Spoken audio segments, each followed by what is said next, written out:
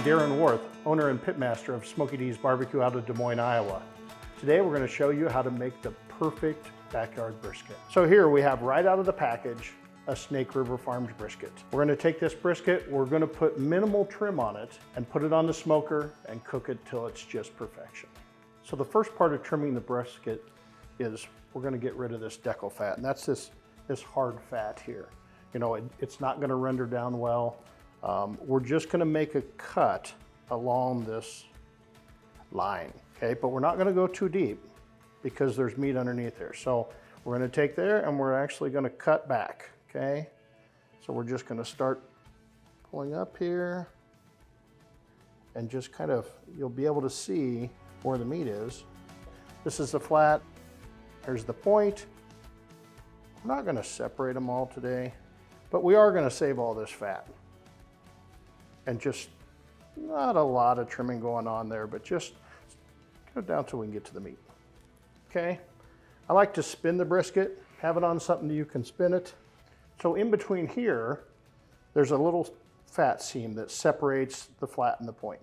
Okay, so from a trim standpoint, I'm just going to take a little cut. That's going to give me a view into where that flat and how thick it is. Now we're going to separate the flat from the point, but we're not going to separate it all the way. I'm going to keep it together as much as I possibly can, but I'm just going to follow this seam. So we're just going to lift it up and you'll start to see the meat. You'll start to see the point meat here. And we're just, it's okay if you get a little bit on there, but we're trying to keep the point as much intact as we can, up to the point that we're almost separated, okay? Now I'm going to stop there. Okay, because I'm trying to preserve so I can cook these together. We're going to take, we've got some excess fat here. Turn around again. Always spinning the cutting board. Some excess fat here. Hold that back.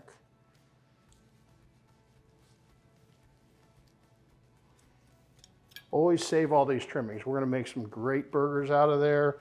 Carne asada, everything else. When they process the brisket in the manufacturer, they cut it with steam. Okay, so they've separated this muscle. So sometimes you see this stuff that looks like it's old meat, something that doesn't look very good. That's just steam. It's great meat. It's just the way it looks. So we're actually going to take this and just cut that off along the side.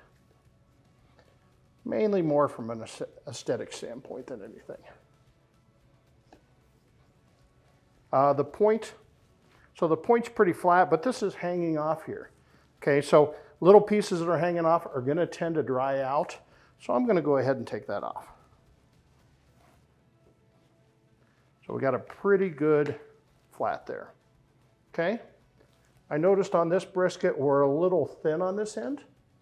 That's okay, because burgers are good too. So what I'm going to do, if anything is less than, like an inch thick, it's really going to dry out on the smoker. So what we're going to do is just in little increments, we're going to start to take that off, okay?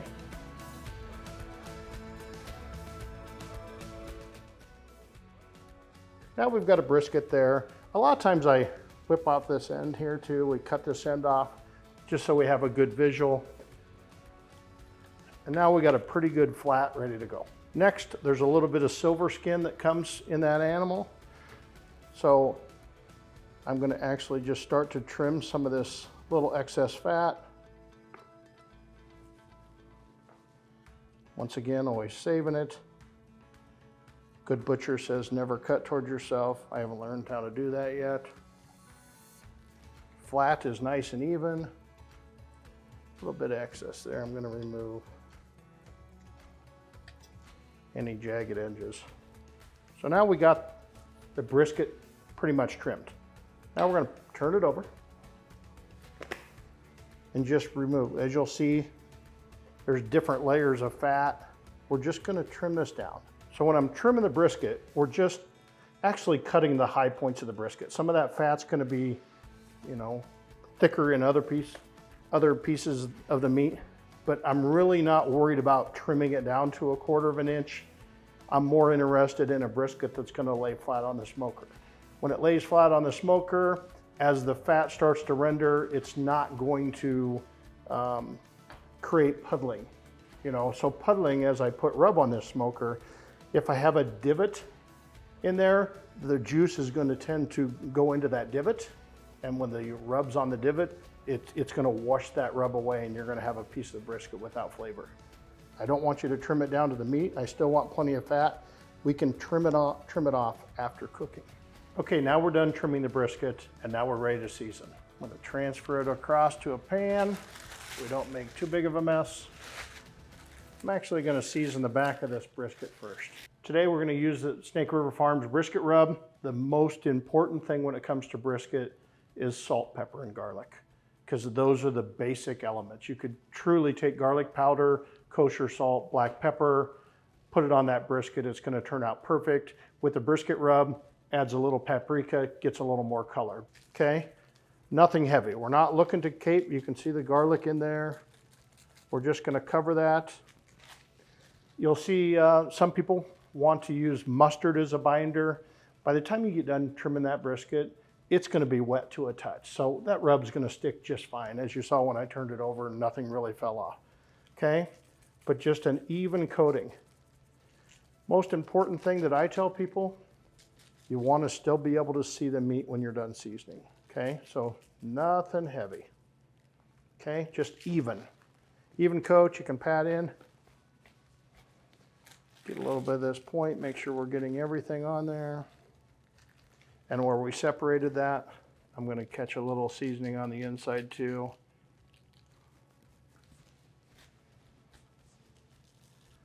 Just even throughout, nice flat biscuit, pat it with your hand.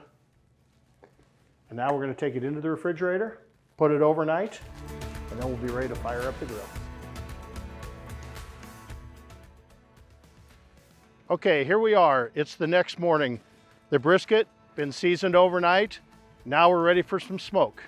When we talk about today, we're going to cook on a pellet cooker. There's two trains of thought when it comes to smoking, the low and slow or the hot and fast.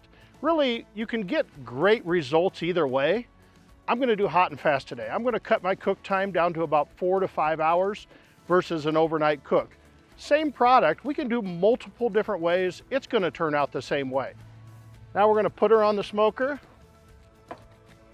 We got it set at 300 degrees. We're just going to lift it off.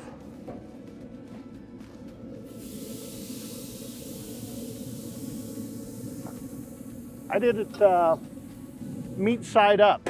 So another controversial item, fat side up, fat side down. I like meat side up. That way I'm creating a bark. And then when we wrap it, I'm going to flip it over and put the fat on top. We're going to give it a smoke bath for about 3 hours and wrap it, and off we go.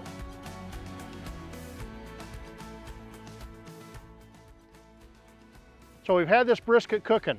One of the things I like to do is spray with a little water. You know, some people use beef broth and different things. I like just simple water, keep that moist top. Brisket's really looking good. We're almost ready to go into the wrap. This brisket is starting to look fabulous. I think it's time to wrap. Some people like to measure temperature at 165 degrees. I really want to wrap on color.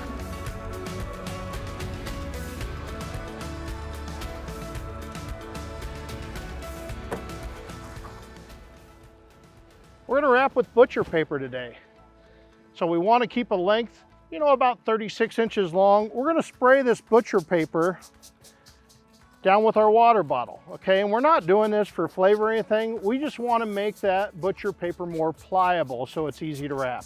And to even out the cook, I'm going to turn this brisket upside down, okay? So when we're wrapping it, and you notice I got 18-inch butcher paper, so I put 2 of them together. But so I'm just going to put the butcher paper here and I'm going to pull it tight. I'm going to fold this in. Okay, everything's tucked in. We're going to roll it across. Make sure we're holding in tight. Tuck it in. Then we're going to bring it back. And then we're going to kind of make a platform underneath. Okay, so if that gets stuck on the grill, So our last wrap is going to come over across here to the top, and good. Now we got a perfectly wrapped brisket, and we're ready to go back on the grill.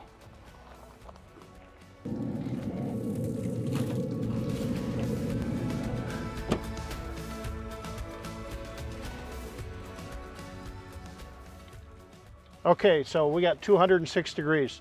This brisket's done. One of the things you got to remember when you're cooking a brisket is if you're cooking at a higher temperature, the finish temperature is going to be higher. The most important thing you can think with brisket is the feel. So you want that brisket to feel like butter, but you don't want it to feel like butter when it goes in. You want it to feel when you're pulling the probe out that there's no resistance. That's when you know the brisket's done. Now it needs to rest. We're going to take the brisket out. Like to put it on a pan, cover it up, and then, you know, you can either put it in a Cambro, a hot holding box, a cooler, but you really want to rest this thing for 2 or 3 hours and let them juices really, you know, incorporate throughout the meat. My favorite thing to wrap it in is a moving blanket. You just kind of put it together. We're going to wrap up. I've got a nice little bag here. We're going to go over the top so we don't get all greasy. You can put a piece of foil over the top of it, and then we're just going to wrap it up tight in a moving blanket. And we're going to put it in a warm place, and we'll just tuck it under, put it in a warm place, and we're going to come back in 2 or 3 hours and slice that thing up. It's going to be perfect.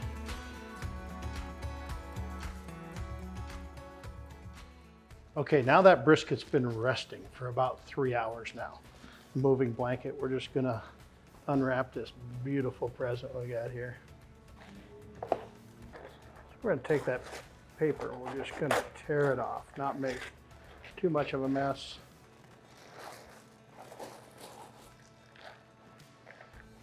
Looks beautiful. Got the right jiggle to it. It's going to be great. We're going to move this off into the cutting board. Okay, look at the color. First thing, you come with that paprika. Perfect color. We've got the flat and we got the point. Okay, first thing, and you always want to use a high quality knife. This is a grating slicer. We're going to go ahead and continue that slice and separate. Okay, so first thing that we're going to do, that's just a little, these are the great pieces that come out. I mean, that's tacos right there. Okay, whenever we're cooking brisket for family, these get put off to the side. These are for later. And then from the point, we're going to cut burn ends, okay? So burn ends, we're just going to make a cut. These are a little thin over there. We're just going to cut into cubes. See, that's just butter. Butter going through. Brisket feels really good. Just cube them up. Now, comes to a matter of personal preference. Me, burn ends, I love them no sauce. You know, so I always, when I'm serving to family, to friends, I always cut them up into smaller cubes, and I'm gonna serve it with no sauce on it. Some people like to have them saucy and sticky and gooey. That's fine. You can put those in the pan. Right now, you can put a little juice in there, a little beef broth, put some sauce in them, toss them around, put them in the pan, put them back in the smoker for a half hour. Make them nice and tacky and things, but I mean, just beautiful tenderness there. Burn ends turned out great.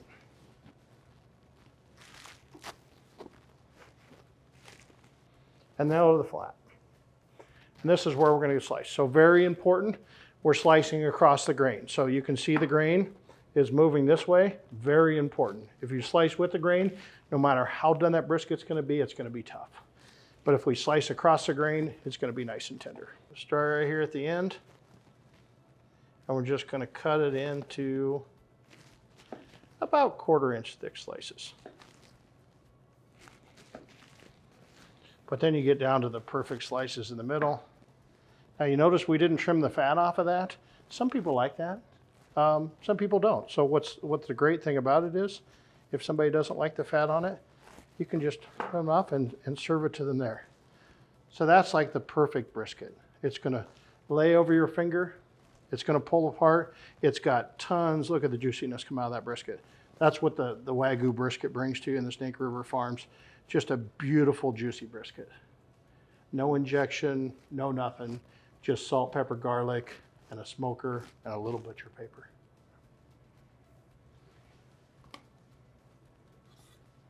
So to recap, the perfect backyard brisket. No injection, salt, pepper, garlic, a little paprika. We kept the point and the flat separate, and we separated them after the fact. We cubed up the point.